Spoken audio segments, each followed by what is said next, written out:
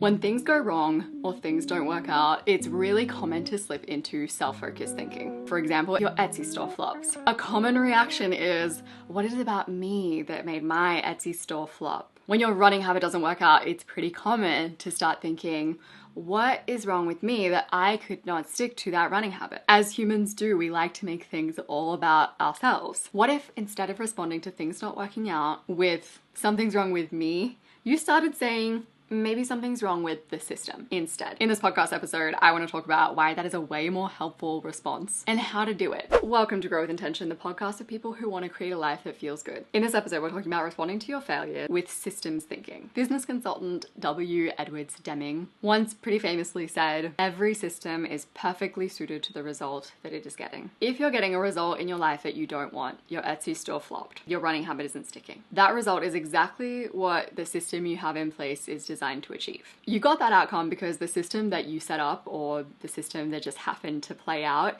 was designed to get that outcome. So the idea behind this podcast episode was really like, let's pick a new response to failure that doesn't involve pointing at yourself and going, what's wrong with me? And instead just outline the system that exists and then go, what is happening with this system? So let's get into it. How can you use systems thinking when things go wrong in your life? Step one of making any kind of change is mapping out the current system that exists. And you might be like, wait, I don't have a system. I didn't set up any system. Systems are always there, whether you set them up or not. They are always playing out in our lives. To map out an existing system, use a little loop diagram, but include the thoughts and feelings that come up within the system. For example, alarm goes off. You get up. You walk to the dresser to put on your running clothes. You have the thought, oh man, like it's so cold. You sit down. You mull on that thought. You eventually decide not to go on a run because it's too cold.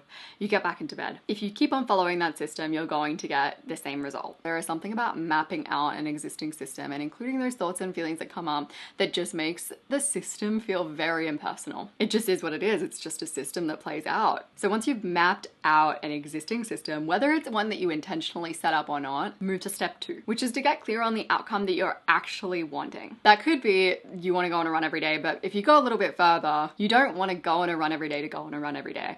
You are going on a run every day because you want to feel more energized, you want to have more stable moods, whatever it is. Really get clear on what outcome am I wanting here. Then step 3 is to brainstorm your options. How might you change or just tweak your existing system to achieve your outcome of, for example, feeling more energized each day? Do you need to create a new response to the thought of, oh man, it's feeling cold today? Or do you just need to wear your running clothes to bed so that the chance of that thought occurring is lower? Do you need a little mantra that you say when that thought appears? For example, don't follow your thoughts, follow your plan. Do you need a more flexible approach on days where it is super cold, where you have an alternative that you go to? Or if you don't think a new response or a new addition to the existing system is gonna cut it, do you need to create a new system where those types of thoughts and feelings aren't even something that you would have to deal with? And then step number 4, experiment. And then watch your system play out. See if it plays out how you expect it to. Where is the system weak? What can be changed? And that's a little 4-step process that you can follow when you experience some kind of failure or some kind of flop in your life, which we all experience all the time. If you can start responding to your failures in this way, it will have a huge impact on your life, but it'll be made a lot easier if you set up the right systems in the first place, if you create strategies that you think are really gonna win. Which is why in this episode's Recs of the Week, which I do every single week, I have to point you towards my video podcast episode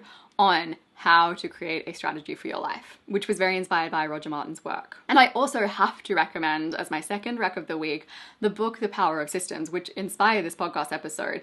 If you read it, it actually has a very different message to this podcast episode. It talks mainly about just ignoring your thoughts and feelings and following the plan, which I do think can be a helpful strategy sometimes if you have that ability to just, set aside your feelings and go, I'm just gonna follow the plan. Incredible, but I also think for some people that is a little bit more difficult. I still recommend the book though. It was a really good read. I'm gonna have that link down below. I appreciate you so much and I'll see you soon.